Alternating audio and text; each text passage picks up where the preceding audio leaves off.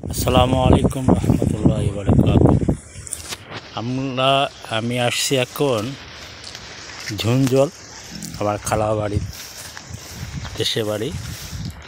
আসছি এখানে আমার ছোট ভাইয়ের আম বাগানে, নতুন বাগান, এখনও আম ধরেনি, পরিচর্যা করতেছেন। মোটামুটি গাছগুলো ভালোই হয়েছে, বেশিরভাগ ঘাস হয়েছে, এটা আপনাদের দুঃখের বিষয়। এই ঝুন্টু, এটা খুব তাড়া এখন। 2 মিনিট এটা আসো না। দেখতে পাচ্ছেন প্রচুর ঘাস।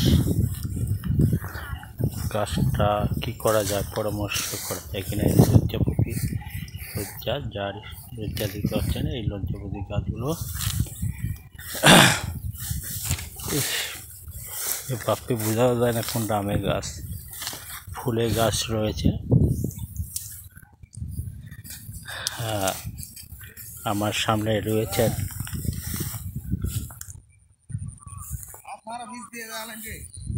হ্যাঁ, সেটা তো দেওয়া লাগবেই।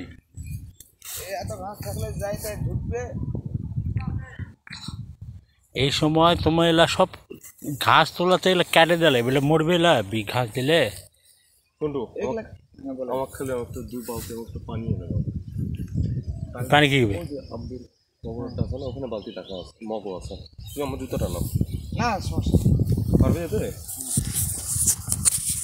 হ্যাঁ, আমরা এই যে মেহগুনি গাছগুলা সাইডে লাগে। এই যে এটা মেহগুনি গাছ। এই যে ফুলের গাছ, আমের গাছগুলা কিন্তু তোমার ভালো হয়েছে, বুঝছো, খুব সুন্দর হয়েছে। গাছের মুডটা খুব ভালো। কেটে কেটে দিয়েছে, চাল কাটছে না, ওই জন্য মনে হয়, তাই দেখো। আরো সুন্দর হয়েছিল, কিন্তু ইয়া হচ্ছে গাছে পাইছো? আরে পায়ের নিচে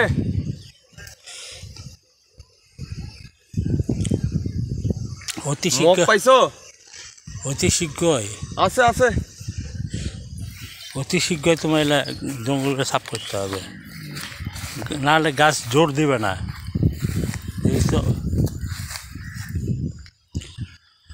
হ্যাঁ, কি বলবো, আমের গাছের থেকে জঙ্গল বেশি হয়েছে।